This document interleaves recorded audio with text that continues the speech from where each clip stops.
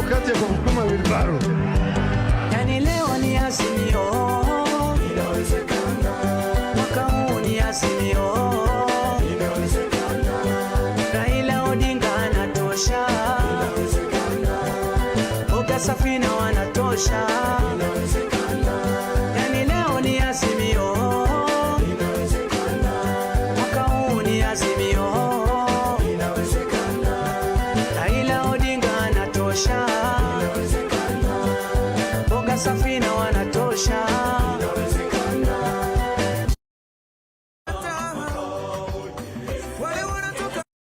Rero, jamani rero ni rero, Baba Tinga fire, fire, fire, fire, Azimio fire, fire, fire, fire.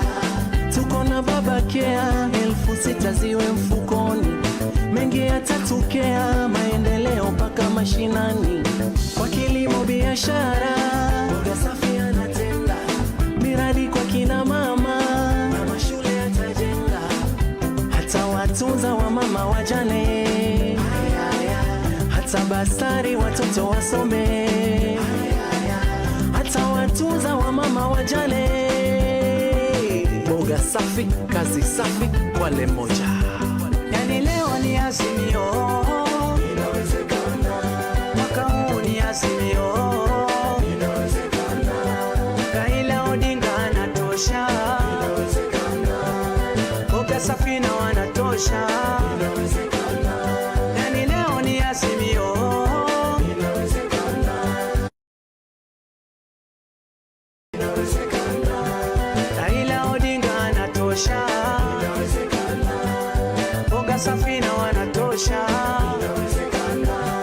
Ni Baba Raila Odinga, mtetezi wa anyonje, Boga na Mama Safina, kazi safi muzire. Safina anomayo mikono uwagwire, Boga uchitapa kazi uzire.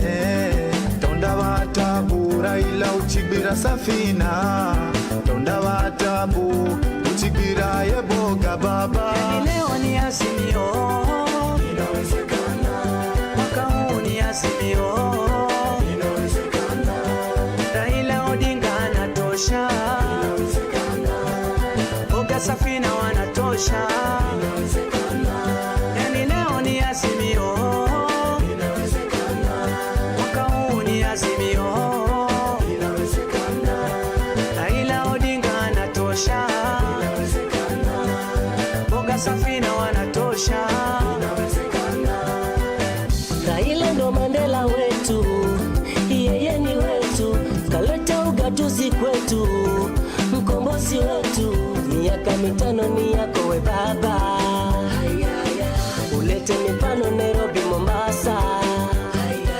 Tuko tayari na baba, tusonge mbele, tuko tayari Azimio lifike kilele, tuko tayari na baba, tusonge mbele, tuko tayari Azimio lifike kilele.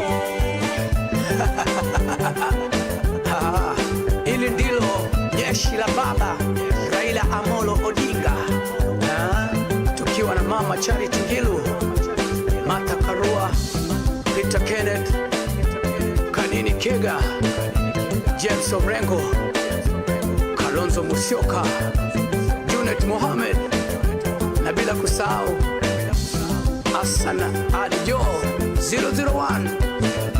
Nisalimie Mama Safina Kwekwe, mwambie hapa ndo timu ushindi, tunakwenda na Boga Safi, mambo safi. Fire! Fire! Fire! Vijana fire! Vijana fire! Asanteni sana.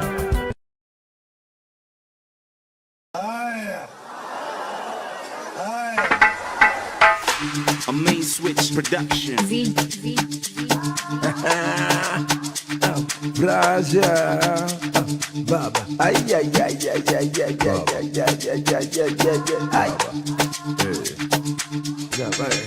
Sini wa baba, baba, jeshi ya baba, baba, sini wa baba, baba, jeshi ya baba, baba, sini wa baba, baba, jeshi ya baba, baba, sini wa baba, baba, jeshi ya baba, baba, sini wa baba.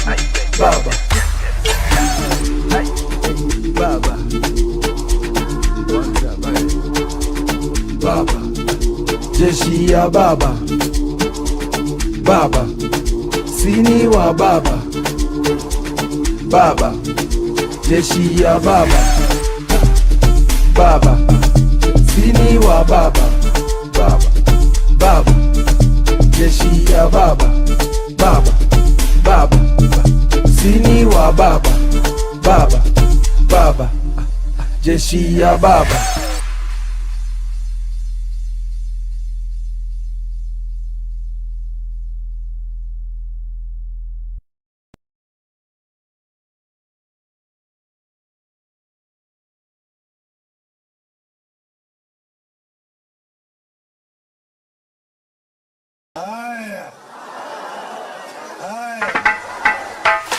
A main switch production.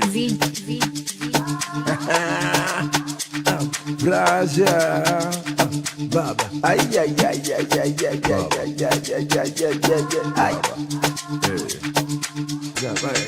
sini wa baba, baba, jeshi ya baba, baba, sini wa baba, baba, jeshi ya baba, baba, sini wa baba, baba, jeshi ya baba, baba, sini wa baba, baba, jeshi ya baba, baba, sini wa baba.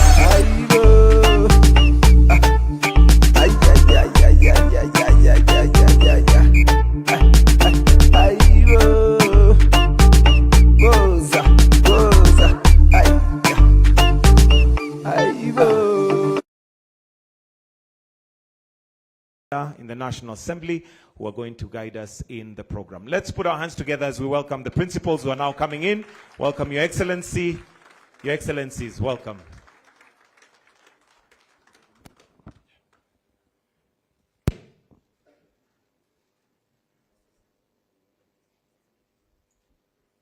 And please let us all remain standing. We will try to make this thing very brief. And before we do anything, we need to put everything before the good Lord. So allow me at this particular time to invite the Honorable Haiki Mizingi to pray for us. Haika. Lydia Haika. Mheshimiwa, come and pray for us.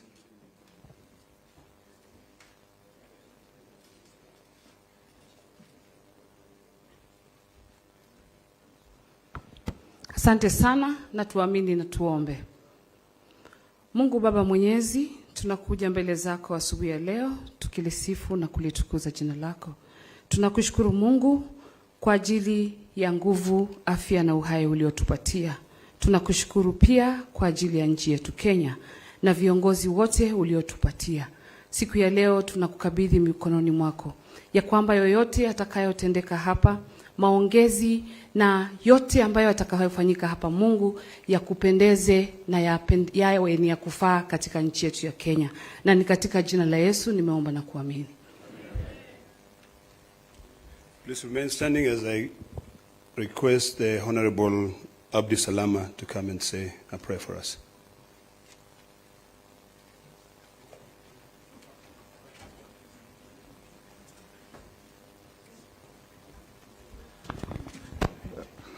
أعوذ بالله من الشيطان الرجيم. بسم الله الرحمن الرحيم. In the name of Allah, the entirely merciful, the specially merciful.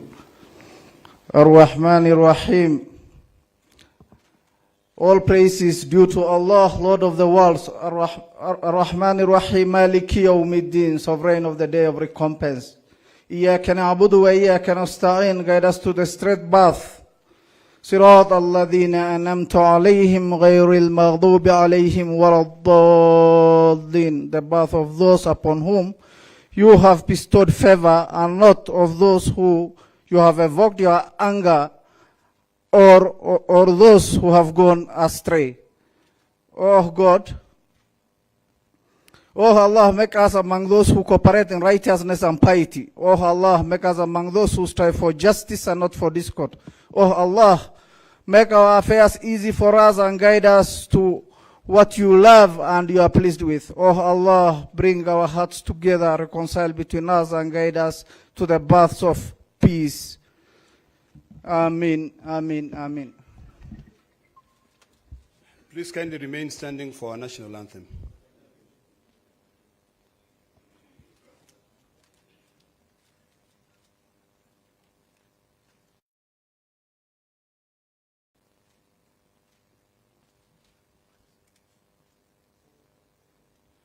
All right, I'll lead you with the national anthem.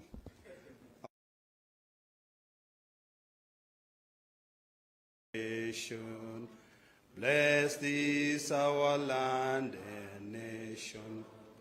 Justice be our shield and defender. May we dwell in unity, peace and liberty. Plenty be found within our borders. You may kindly take your seats. Unfortunately, I don't know how to sing the East African National Anthem. But because this is a party affair, na leo hii ndio mimi nimekubali baba ni baba ya kila mtu kweli. Now, allow me to request the two Secretary Generals, the distinguished senator, the former senator, but actually still a senator, the SG Omar Hassan, to be able to come in front. I would also request SG Edwin Sifuna, Senator, CBS.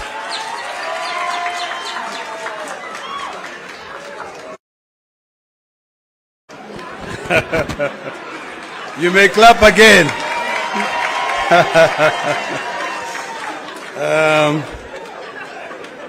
Very good. All right. All right, thank you. Now listen, you know, mimi nimwambia baba ni baba ya nani? Kila mtu. Na sasa ukiona SG amesimama hapa, tumpigie baba makofi. Ama namna gani? Now, Bwana SG, this is a very, and I'm going to request, can you please get the statement?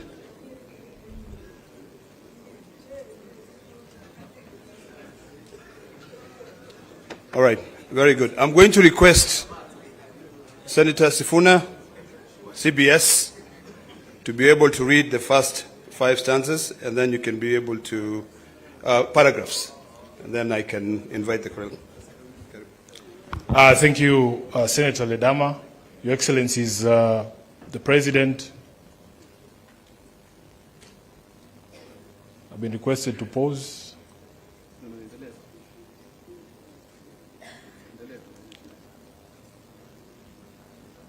Can I proceed, Your Excellencies? Okay.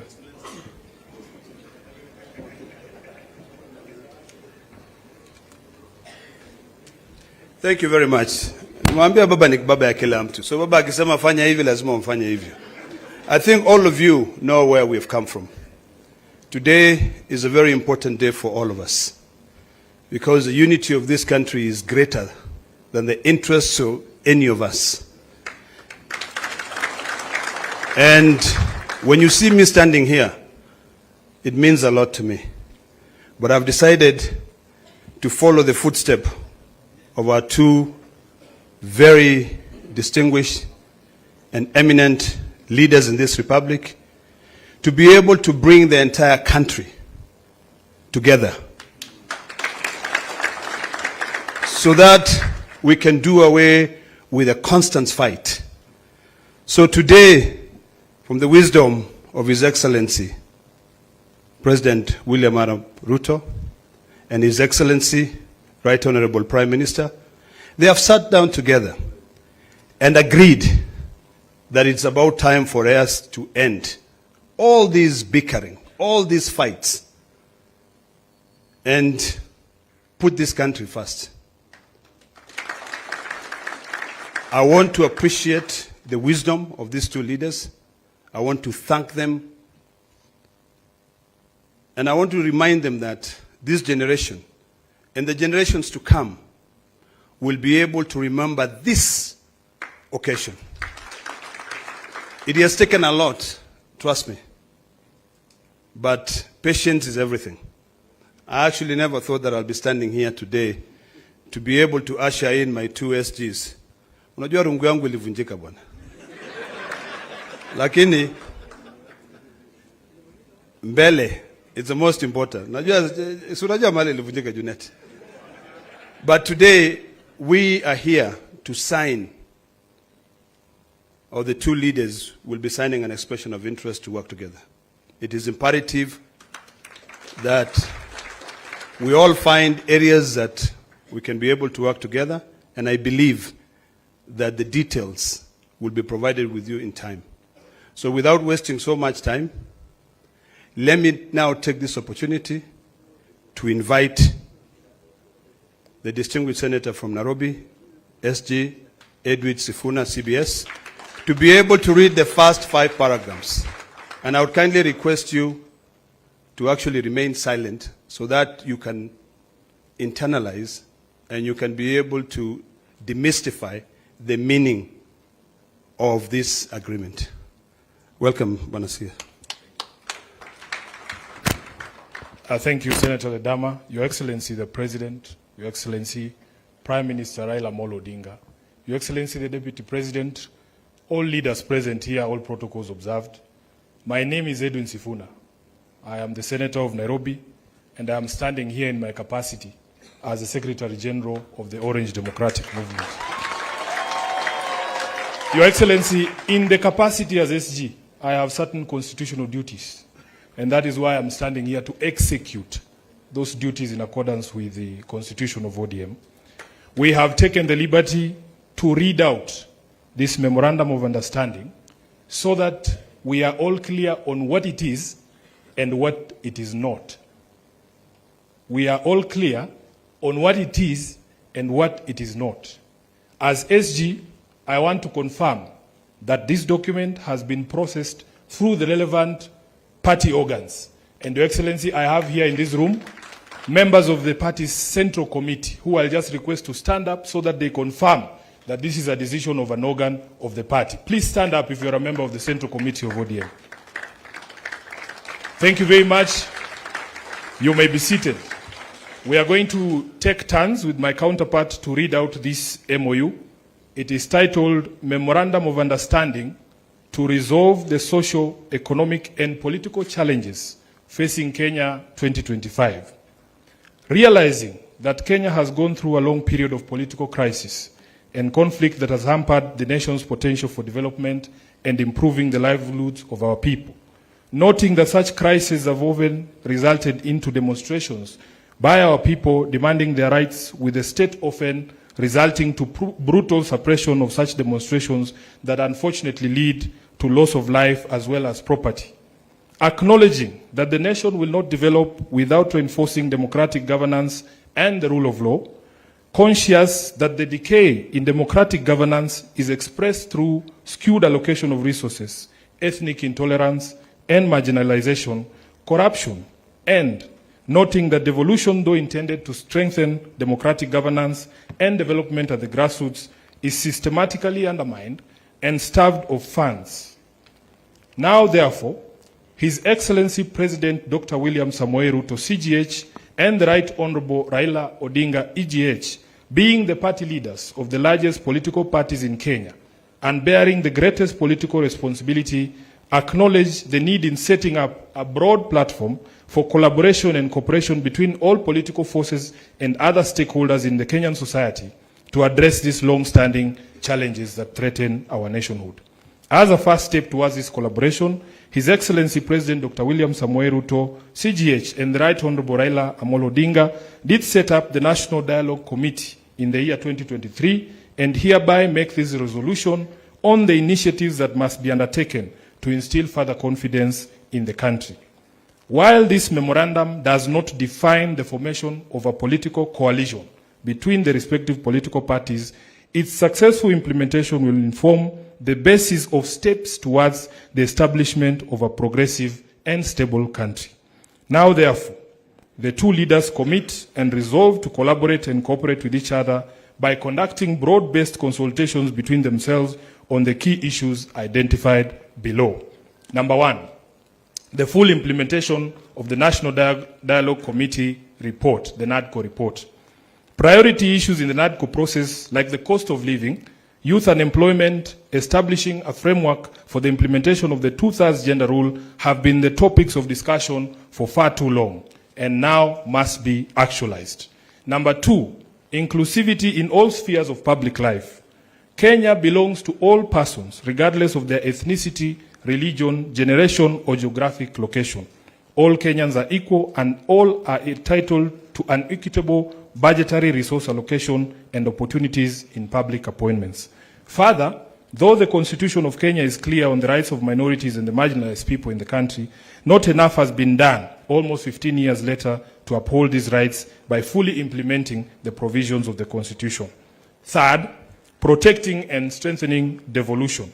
Devolution must continue to be protected from any possibility of clawback on devolved functions, and more effort must be put at devolving all funds allocated to a devolved function, increasing budgetary allocation to counties, and ensuring the timely and predictable disbursement of devolved funds.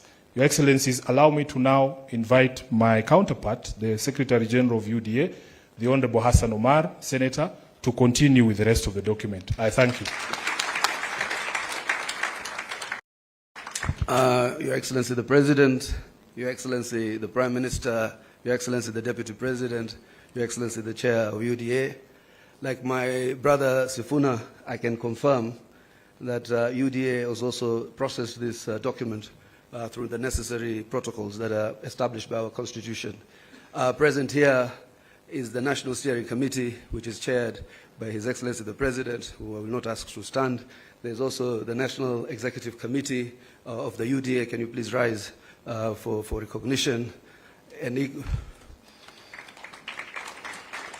also have the UDA Party Parliamentary Group that is also present in this auspicious occasion. I will proceed from where my brother Sifuna left.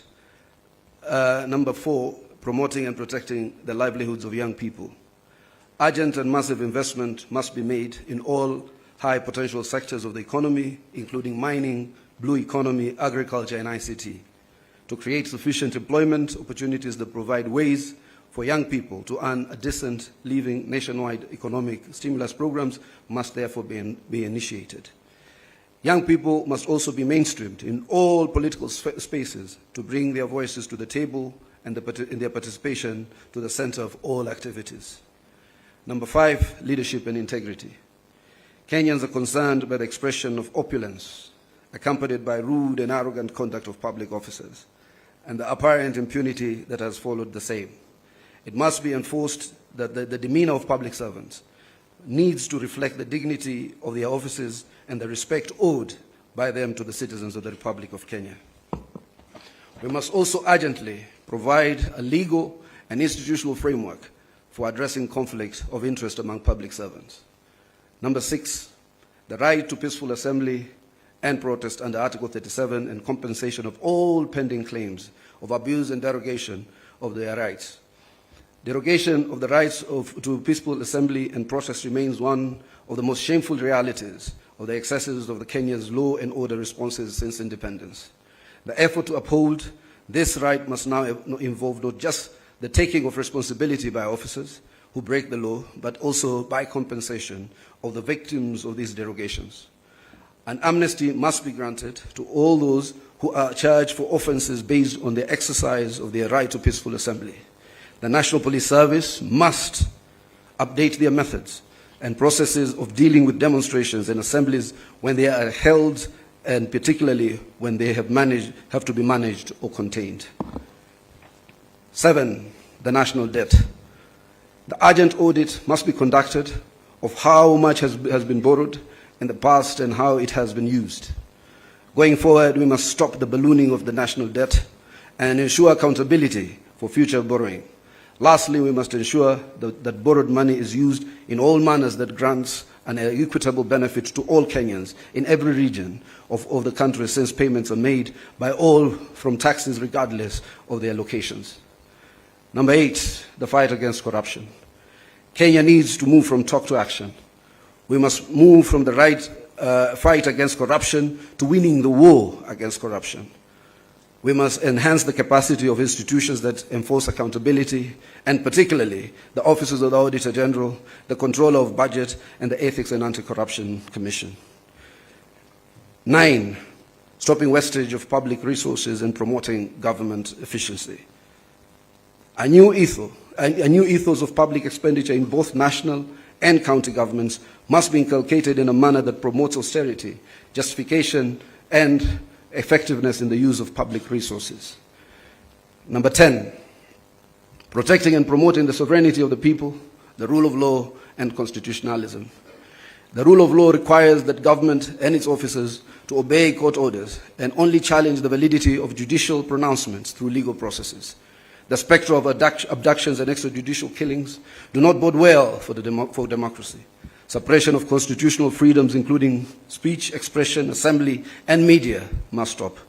Furthermore, political parties, being key pillars of democratic participation, must be strengthened.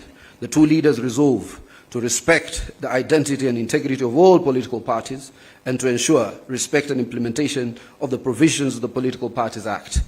The dialogue and collaboration between the two leaders shall achieve its objectives by A, holding regular consultations on pressing issues of interest to the people of Kenya. B, exchanging expertise and information on the best practices in governance and of the Republic of Kenya. Let me read that again. Exchanging expertise and information on best practices in the governance of the Republic of Kenya. And the two leaders shall deploy their political infrastructure to examine the above matters and any other issues requiring their attention, and shall engage necessary expertise that will assist them in addressing the matters arising. Signed, His Excellency Dr. William Samoei Ruto, CGH, Party Leader of the UDA, and also to be signed by His Excellency the Right Honorable Raila Odinga, EGH, Party Leader of the Orange Democratic Movement, on the 24th day of March 2025. Let us appreciate the two distinguished senators. And now, before I call my co-MC, may I request that the table be brought here? We have the dates. It's 7th of March. But you'll be able to see it actually. Before I call my co-MC, the majority leader, can I please request that table and seat to be brought here so that the two leaders can be able to come and sign? And now, allow me to hand over the mic to my co-MC, a man I couldn't see eye to eye, but now I'm seeing eye to eye, Kimani Ichung'wah, to take over from there. Thank you very much. Thank you, my co-MC, Senator Ledama. Your Excellency, as the stage is set, as my co-MC, Senator Ledama, has said, we are here to witness as you and His Excellency Right Honorable Prime Minister Raila Odinga sign this MOU, which forms a framework of how we will work together as the two largest political parties. Your Excellency, as we've been told, you and His Excellency the Prime Minister are leaders of the two largest political parties in the country. That means, Your Excellency, that you also bear a greater responsibility than any other political parties or political leaders in the country. And with that responsibility, Your Excellency, you and Prime Minister are expected to bear the responsibility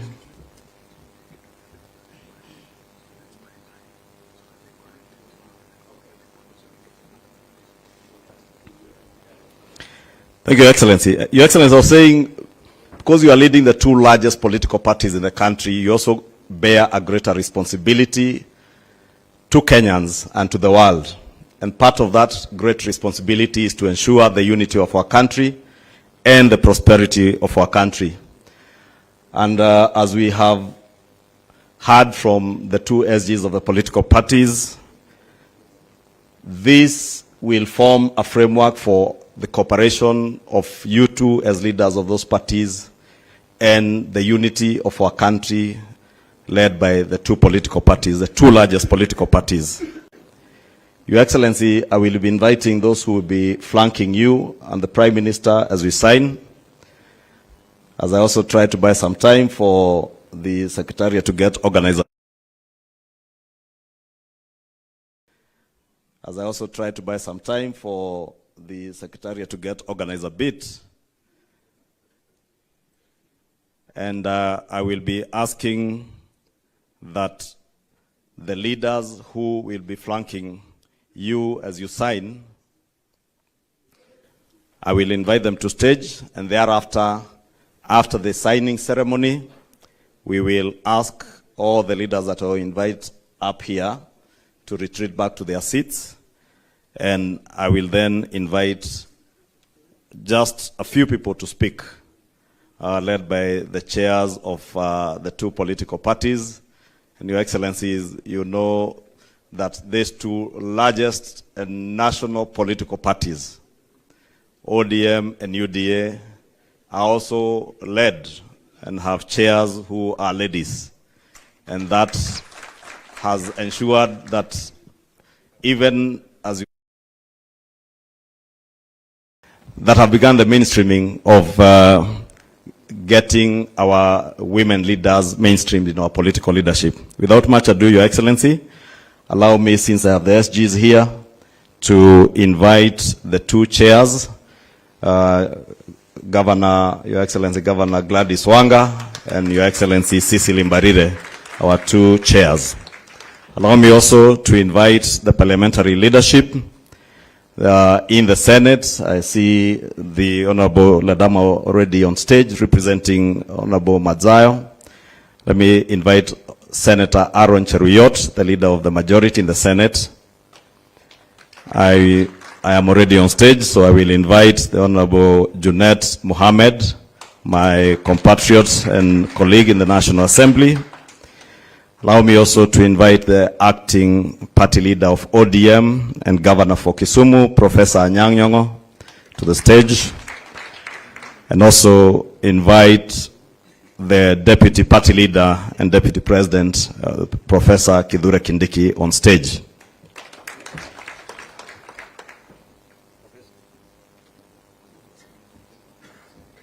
Once you are all settled, Professor, you go to the other side. Professor Kithure Kindiki, Deputy President, to the right. You can also see these two largest political parties are the only parties with professors in their leadership and have women chairs. It is now my singular honor to invite the Right Honorable Prime Minister, His Excellency Raila Amolo Odinga, Baba wa kila mtu, to stage.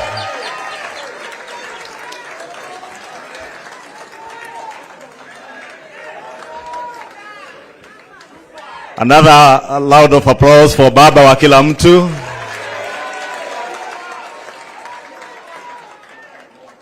Now finally to invite His Excellency the President of the Republic of Kenya and the party leader of UDA to the stage. The Secretary Generals of the two political parties, you will take the documents and please, you may take your seats. The two SGs, you will show our party leaders the pages to sign.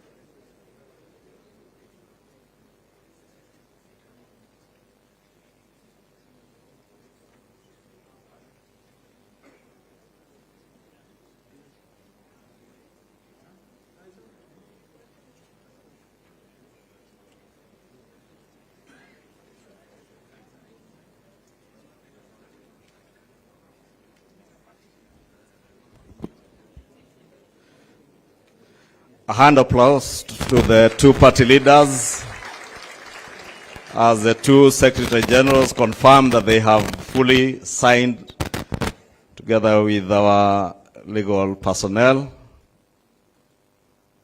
Wakili Paul Mwangi and Wakili Kamodho Adrian. I will now invite the two Secretary Generals to display the closed copies of the memorandum that have been signed. Just in front there. You can open the first page, SG. There. Just open the front page and display for a photo session. Front page. Front page. A hand of applause. I will now ask Your Excellencies to be the first to take your seats.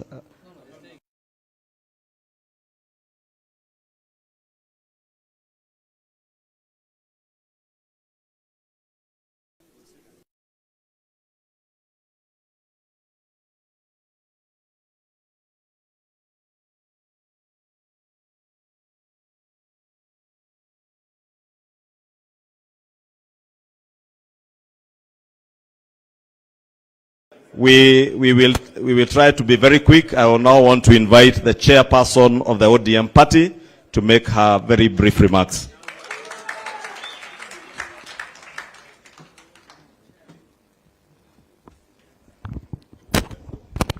Your Excellency, President of the Republic of Kenya, Your Excellency Dr. William Ruto, Your Excellency Right Honorable Prime Minister and my party leader, Raila Odinga. All protocols observed. Your Excellency, the Deputy President. The unity and stability of this country and the prosperity is not the responsibility of a few. It's the responsibility of all of us as a nation. And while we may have different political persuasions and come from different parts of the country and different schools of thought, nobody can fault unity. Nobody can fault equity. Nobody can fault not leaving anyone behind. Nobody can fault bringing this entire country together and making everybody in this country feel a part of this country. And that is why today this unity effort is appreciated. And I'd like to state it from my own school of thought, that this unity that you have put together today, Your Excellency and my party leader, is not about the two of you. Because Baba here has seen it all. In fact, he has enough for his and all generations. His Excellency the President has sat on all positions. So in my thinking, this unity is for the young people of this country. It's for all of us. It's for the women. It's for the marginalized. It's for those Kenyans who have felt like they have never been part of Kenya because have always been left behind. And let me state in conclusion, as the national chairman of the ODM party, and as I say, the largest party south of Sahara and north of River Limpopo, the ODM party, our party leader, and on behalf of this party, officials and members across the country, all 47 branches, we are behind this unity. We are behind this agreement. We will support it. We will support the broad-based arrangement. Na tuko pamoja mpaka mwisho. Asante and God bless Kenya.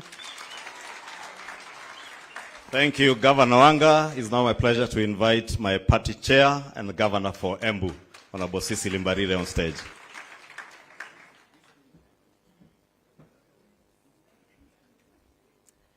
Your Excellency, the President of the Republic of Kenya, who is also the party leader of the UDA party, Your Excellency, Right Honorable Prime Minister Raila Odinga, who is also the party leader of the ODM party, our Deputy President, all protocols observed.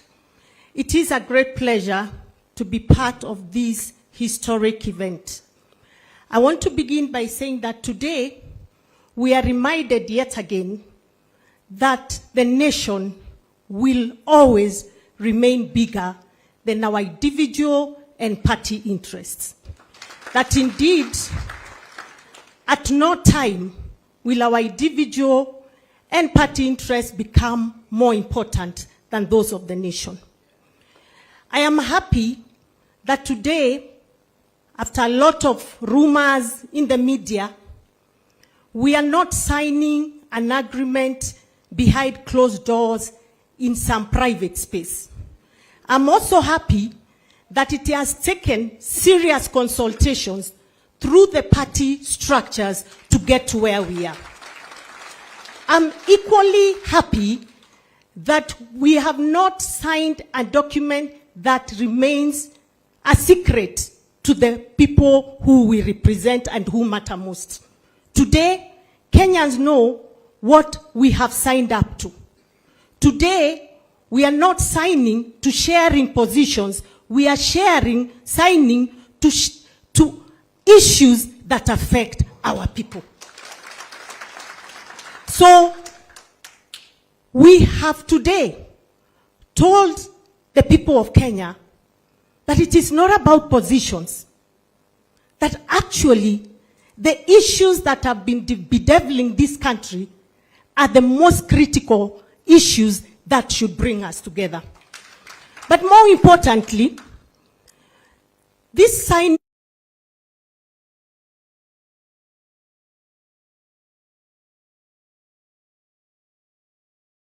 for me means a lot. Because what does it mean to me? That going forward, we are no longer going to organize our politics at the regional level. We are no longer going to organize our politics at the tribal level. We are going to organize our politics around issues that affect our people. And therefore, this indeed is a great moment. I want to really congratulate the two party leaders, because you could have decided to stick to your hardline positions and decide you are the tough guys, but you realized how important your decisions are to the nation. To the politicians out there who are still stuck to regionalism, we are telling them nationalism is bigger than regionalism. To the leaders out there that believe belonging to the minority means you have no voice, we are telling you today the minority too have a voice in this great nation. To the leaders out there who continue to draw us back to where we come from, we are telling them we are moving forward as one united Kenya. Long live Kenya, long live the ODM party, and long live the UDA party. Thank you very much. Thank you. Our party chair. It's now my honor to invite the acting party leader of ODM and governor for Kisumu, Professor Anyang' Nyong'o, who I also fondly refer to as old boy, not because he's older than me, but because we went to the same school. It is called the Alliance High School. For those who do not know. Bwana Yesu asifiwe. Hallelujah. Thank you very much. Your Excellency, the President, William Samoei Ruto, and my party leader, Raila Odinga. I will not say much. The two ladies have said it all. But there is a Christian saying that goes that once to every man and nation comes a moment to decide. Then it is the brave man chooses while the coward stands aside. Bwana Yesu asifiwe. We see here two brave men who at this point in time in Kenya's history have decided to make an important decision. We must pray for them. It is not going to be easy. Your bed is not made of roses. It is made of thorns. And the thorns are these people here. Not you individually, but you as a collective. Why? Because this decision is going to lead to a lot of demands. Because it might produce results. And those results will not be easy to produce. And therefore I'm saying here that it's us collectively who are present here today to witness this great occasion, to go out there and support the two brave men. Once to every man and nation comes a moment to decide. Then it is the brave man chooses, while the coward stands aside. Thank you very much. Thank you, Governor Nyong'o, Your Excellencies. That is it in terms of our party chairs and our party leaders, and mine now just to invite our deputy party leader and deputy president to invite you and take over as MC from now onwards. And Your Excellency, as you have been told, this framework for cooperation is a cooperation not just for the unity of our country, but also to synergize our strengths as the two largest political parties in this country and for the prosperity of all the people of Kenya, all without excluding anyone. Thank you very much, and now my honor to invite the Deputy President, the other professor, Professor Kithure Kindiki, who for the record also attended the same school with the governor for Mombasa and the governor for Nairobi. And Kimani Ichung'wah was in the other school. Your Excellencies, William Ruto and Raila Odinga, my task is to moderate the last and remaining part of this event. As I do that, allow me, Your Excellencies, to say two things. The first is to say I am a proud Kenyan to see what is happening here today, because as other speakers have said, courageous decisions are made by courageous people. Easy and flimsy decisions are made by weak people. And therefore, our coming here to witness this decision is a testament that the future of Kenya looks great, courtesy of the decisions that the two of you have made. The two of you have the largest political infrastructure in our country, by far. Between the two of you, you have the wherewithal, politically speaking, of the entire country. If you were individualistic and selfish, you would have chosen to exercise your muscles, one against the other, on opposite sides of politics. In the process, you may have succeeded in undercutting one another, but in the process, you would have succeeded a great deal in undermining the speed, efficiency of the development of our country. So I thank you, Your Excellencies, for making brave decisions, because not everyone can make those kind of decisions. Many people, even claiming to be leaders, are weak, so they make weak decisions. They make selfish decisions. They make sectarian decisions. They make decisions that only serve to their interest as opposed to the interest of society as a whole. And I dare say, Your Excellencies, that strong leaders think the nation. Weak leaders think division. Congratulations. The second and last point I want to make, Your Excellency, again, is the remarkable convergence of ideology that I see in the coming together of ODM and UDA. I have listened carefully to the joint script that was read by the two Secretary Generals, very carefully.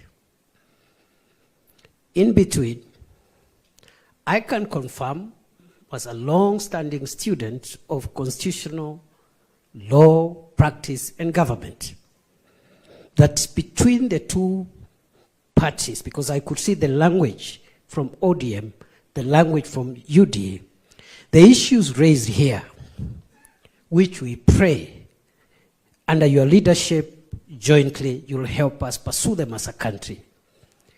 Those issues will resolve the things that have held Kenya back all this long.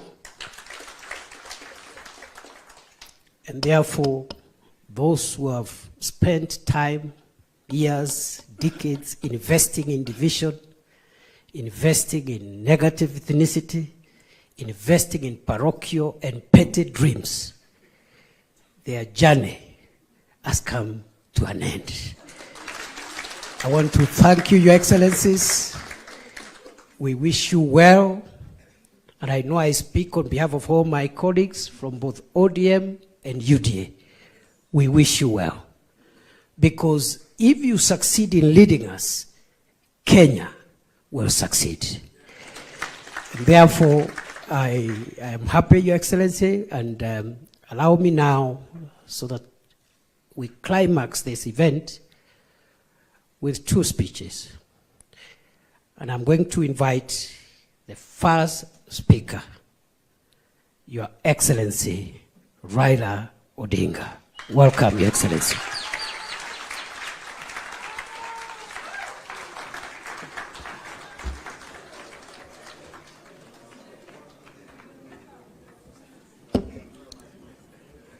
Hiya. You may be seated. Thank you very much. Your Excellency, President William Ruto, who is also the party leader of UDA, leaders of the two political parties, ladies and gentlemen, I'm Jambo. There are ODM people here. ODM. ODM. ODM. You see, wako tayari.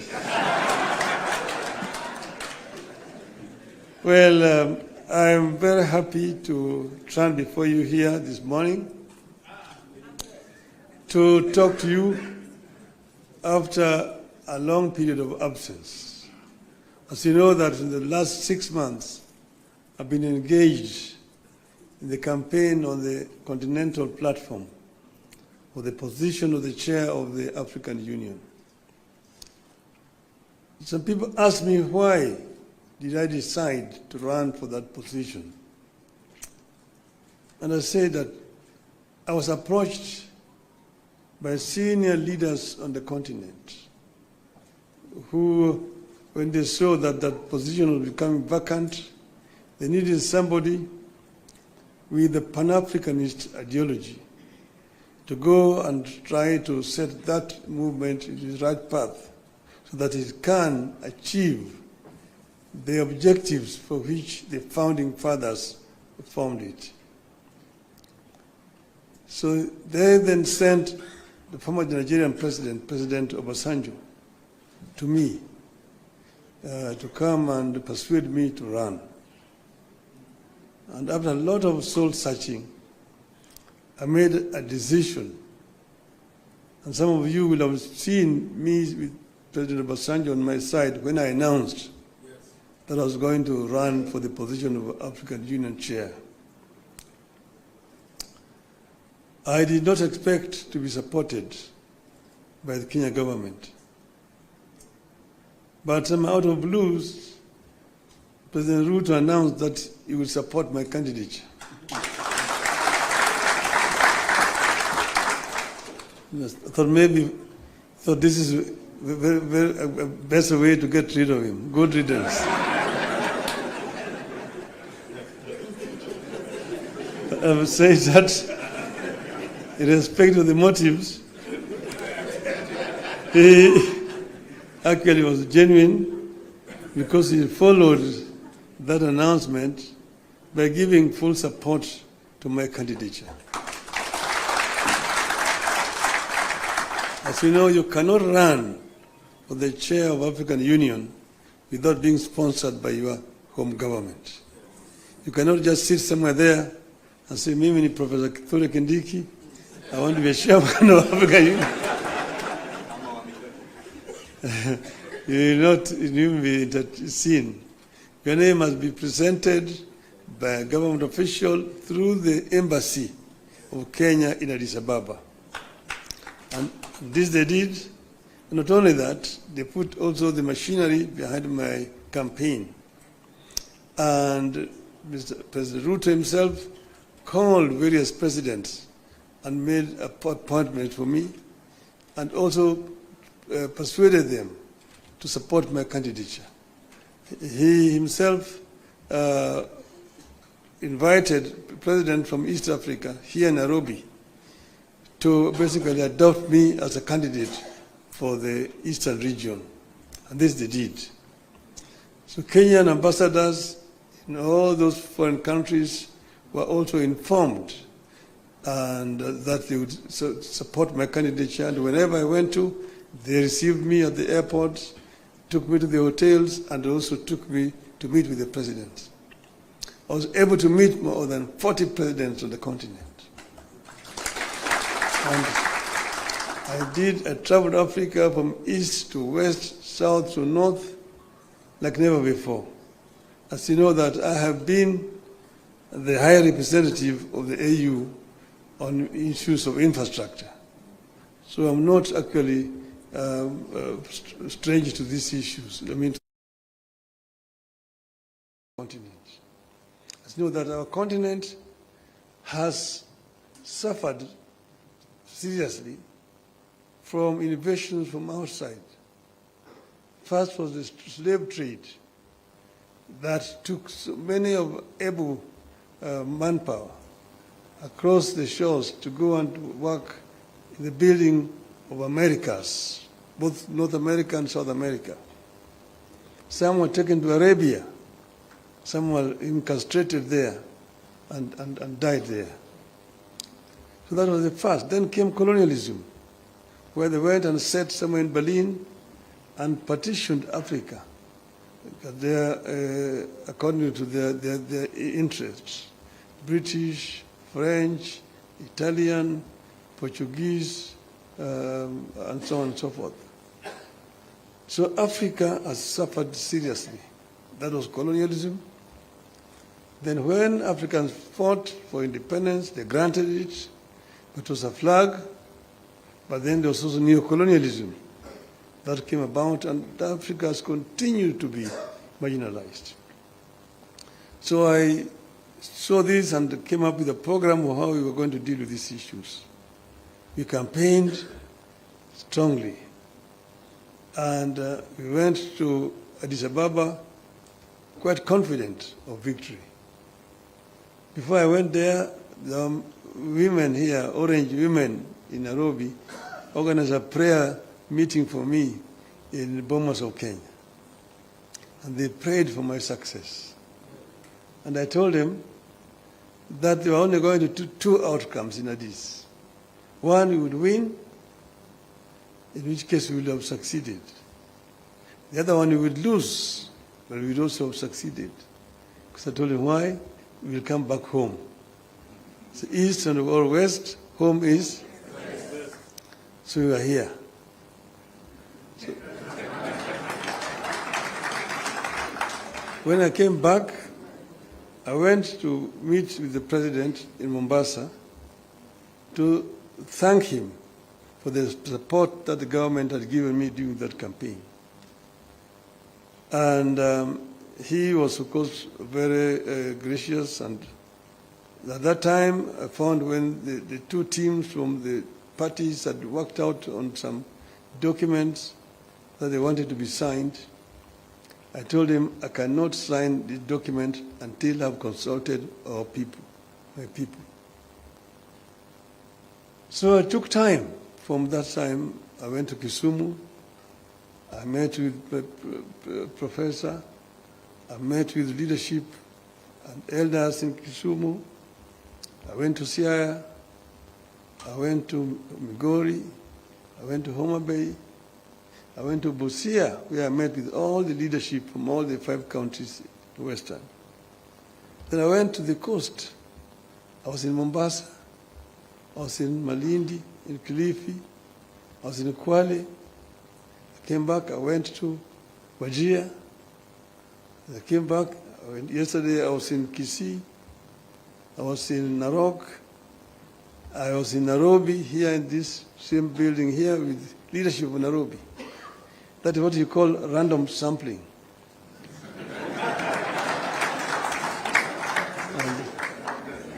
I think I managed to get the feeling of my people, my supporters. And that's the reason why I am today able and confident to sign this document. So I want to say this, of note. Today, we have signed a memorandum of understanding between Orange Democratic Movement and the United Democratic Alliance.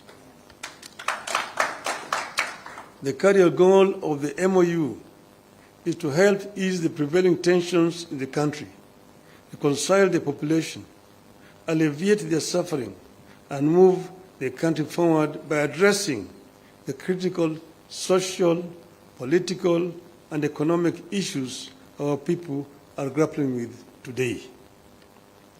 As leaders of the largest political parties in the country, we arrived at the understanding that in a time of significant changes and challenges to our nation, it is not enough to merely grandstand or stand aside and criticize, easy as those may be. They say, any madman can kick down a barn, but it takes a good carpenter to build one. We have agreed to help build a barn for our country, rather than merely kick down what we have. We have agreed to use our parties as a broad platform, bringing together various voices, opinions, and concerns to address the critical challenges facing the country through a formation that is truly national and inclusive in outlook. A core problem we agreed to prioritize is youth unemployment and resulting hopelessness that has made them easy fodder in political contests in which there is nothing tangible for them. In this MOU, we agree to embark on steps to realign the country's economic, social, and political priorities to address the youth agenda that has progressively fallen behind in the last 62 years of our independence. Through this MOU, we commit to uphold the Constitution, the rule of law, and respect for human rights. Importantly, we pledge to tackle unemployment, cost of living, crippling poverty, inequality, and the failure of the institutions that have been eroded by inefficiency and corruption over the decades, making them unable to deliver to Kenyans. We seek a more equitable country in which all peoples of all backgrounds are included in the enjoyment of socio-economic benefits and are equal members of one indivisible nation. All Kenyans must feel that they belong here by right and the right to access, without any form of discrimination, whatever Kenya has to offer. We commit to protect and to strengthen devolution as a machinery for ensuring a more inclusive development across the country. In this regard, we will be tabling a proposal that the unbundling of functions that has been recently concluded, counties should get not less than 450 billion shillings in the 2025-2026 financial year. We will also seek the faithful flow of funds to political parties, being vehicles for the channeling of hopes and aspirations of the people. We will use this platform to revisit the constitutional provisions on leadership and integrity, corruption in public life, fundamental freedoms like free speech, protest and assembly, and preservation of the rule of law. We recognize that many of the issues this country is struggling with are as old as the country itself. It will take mutual trust between leaders and the creation of a conducive environment for them to be tackled with honesty and objectivity in a broadly constituted formation. As leaders of and our parties, we commit to hold regular consultations on pressing issues, exchange expertise and information on the best practices in the governance of the Republic of Kenya, and facilitate and participate in public activities of interest to the people of Kenya that relate to their problems. We make it clear that the memorandum we have signed today does not define the formation of a political coalition between ODM and UDA. However, its successful implementation could inform the basis of steps toward the establishment of a broadly constitutive and progressive formation for a stable country in future. We urge all Kenyans who are interested in having a stable, inclusive, and progressive country, devoid of grandstanding and alienation of whole communities and regions, to rally behind this formation in the interest of our nation. God bless Kenya. Thank you. It's my pleasure now to invite my brother, William Samoei Ruto, to come, the party leader of UDA.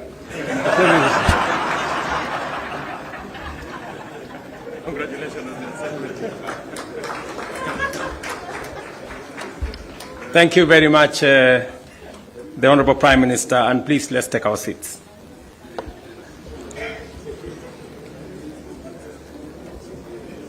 Your Excellency, Raila Amolo Odinga, Prime Minister of Kenya and party leader of my former party.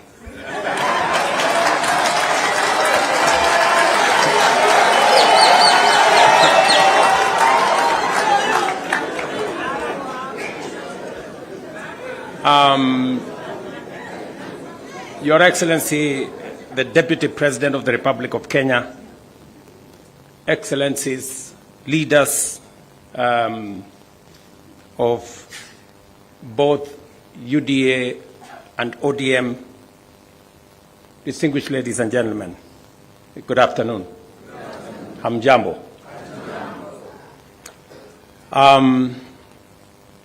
I want to associate myself with the comments that have already been made by my elder brother, Raila Odinga, on the journey that we have come as our two political formations. When His Excellency Raila Odinga decided to run for the position of Africa Union Commission Chair, it was obvious to me that Number one, as a citizen of this country, I owed him support.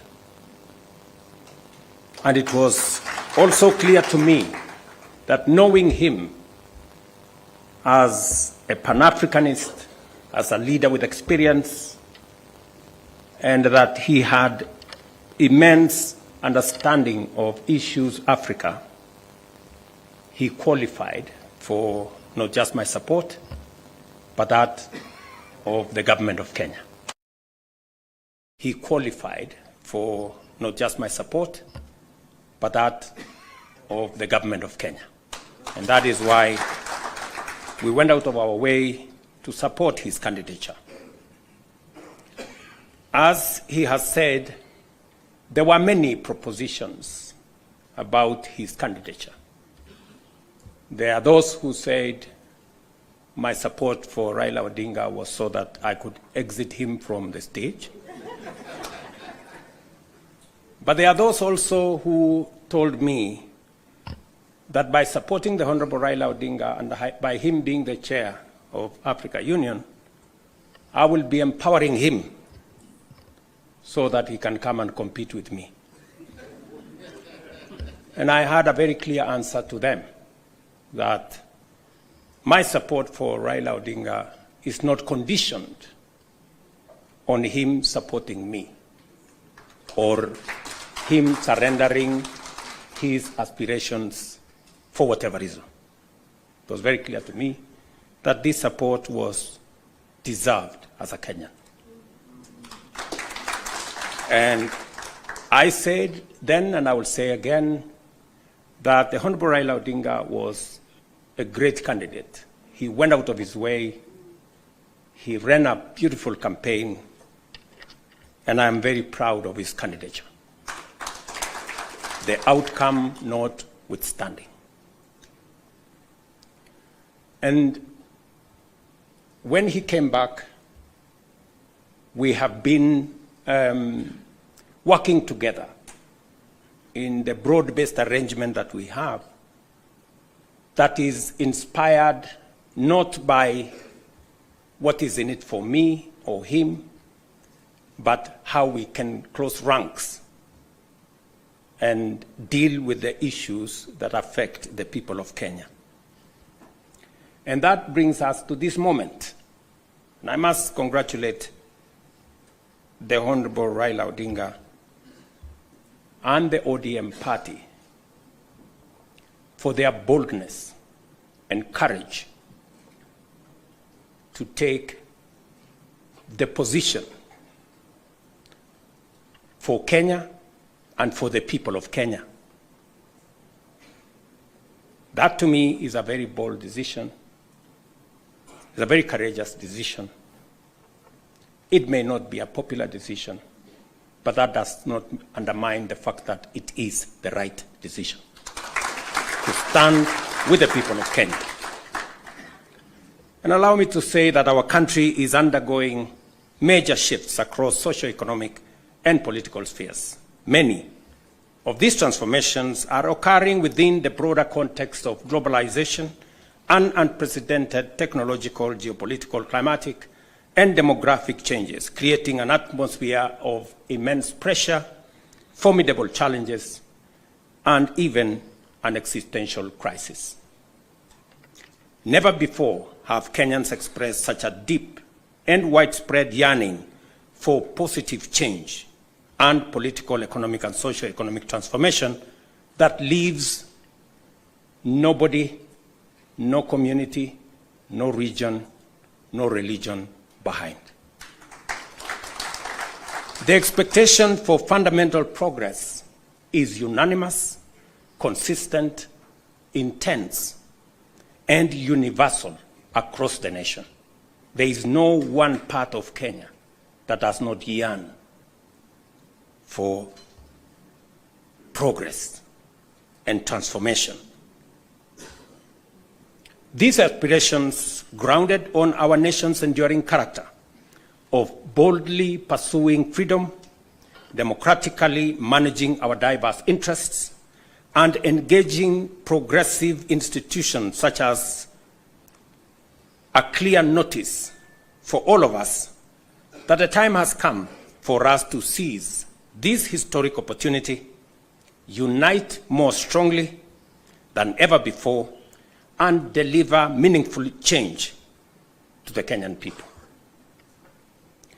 We undertake this commitment with the understanding that while our political parties may differ in strategy, we share a common goal: to build a united, secure, and prosperous Kenya under a government that is capable, committed, and willing to ensure abundance and opportunity for all without exception. This realization has enabled Kenya's largest political movements to engage constructively, recognizing the unique opportunity before us. As leaders and as a generation of citizens, we must embark on a bold and radical path of national transformation, confronting and resolving the fundamental issues that have shaped every national crisis since independence. And we have had an able listing of what this is. This is the path towards the promised land where freedom and opportunity are guaranteed for all. We recognize that this moment is unlike any other. It is not enough to merely identify systemic and structural obstacles that have denied generations a fair chance to achieve their aspirations.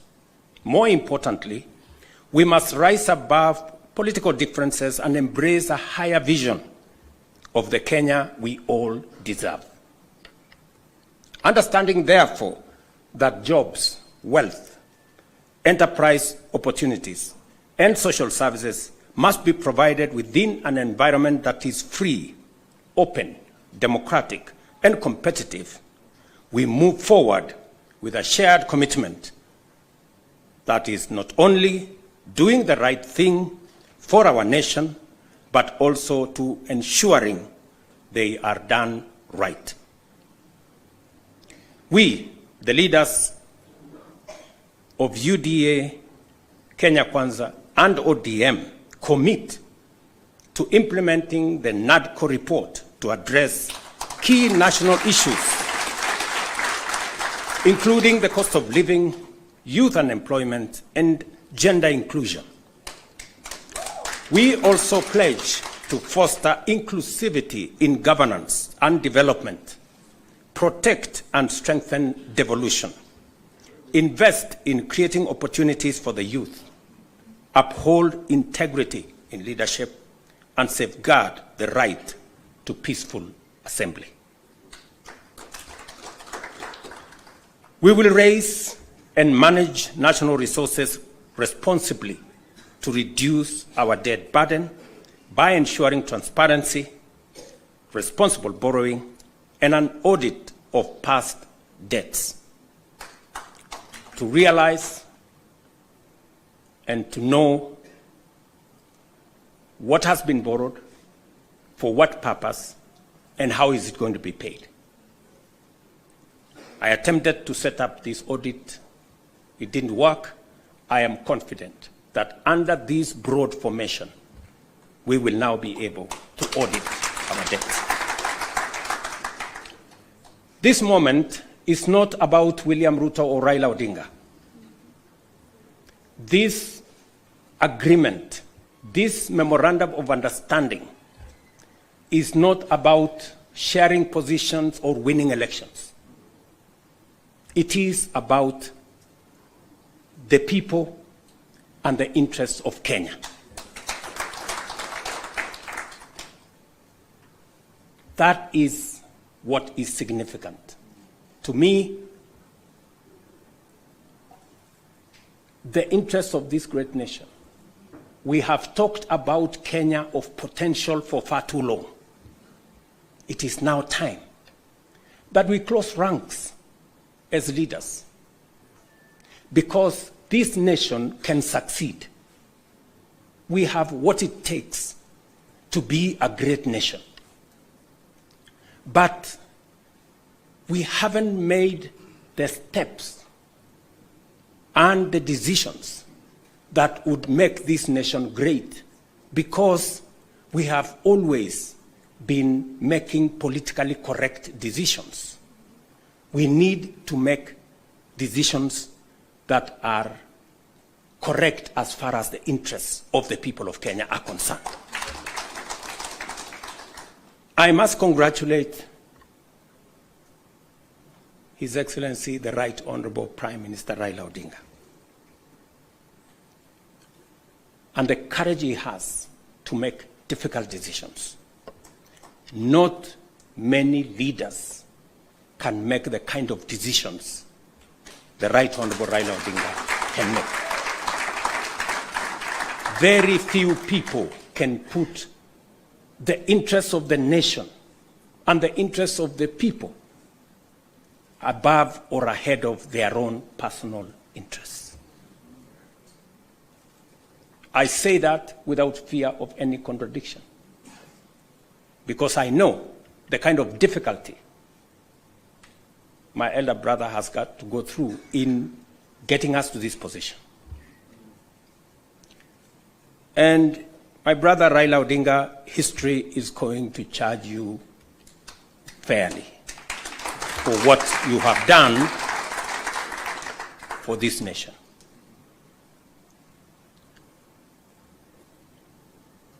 Immediately after the elections, several months after the elections, I called my brother and I told him, "You have been my party leader.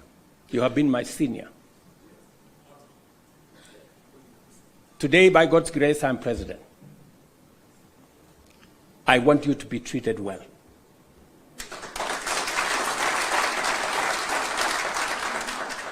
And I will do whatever it takes to make sure that you have respect in Kenya."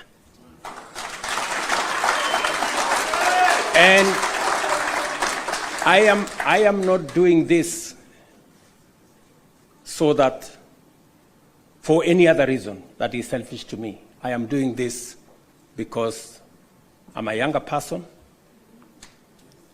You are an elder as far as I'm concerned, by age. And the contribution you have made to this Kenya deserves respect and deserves support. And that is the relationship I have built with the Honorable Raila Odinga. And I am very clear in my mind that going into the future, it will take more than Raila Odinga and myself. It will take every one of us to pull this country together and to achieve the things that will change Kenya for the better.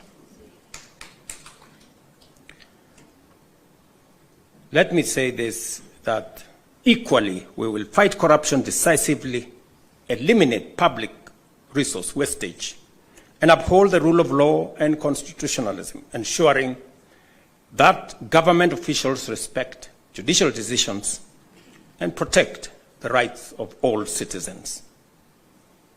Our collective goal is a just, equitable, and prosperous Kenya for all of us. Thank you very much to all of you. May God bless our great country, Kenya. Asanteni sana. Another round of applause for the principals, please, as I seek your indulgence, Your Excellencies, for a quick photo opportunity. If we can kindly just move the tables, if you'll just give us a minute to move the tables, we'll have a quick photo opportunity, starting with the two principals.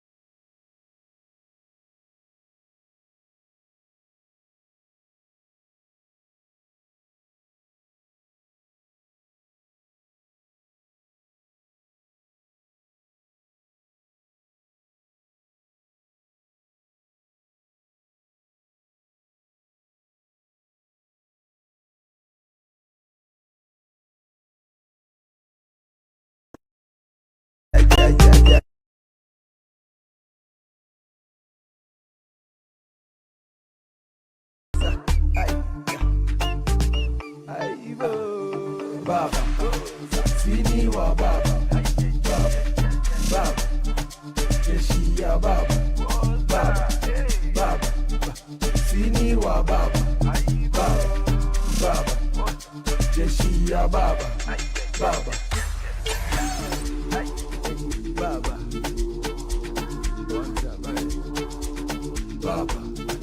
jeshi ya baba, baba, sini wa baba, baba, jeshi ya baba, baba, sini wa baba, baba, jeshi ya baba, baba, sini wa baba, baba, jeshi ya baba.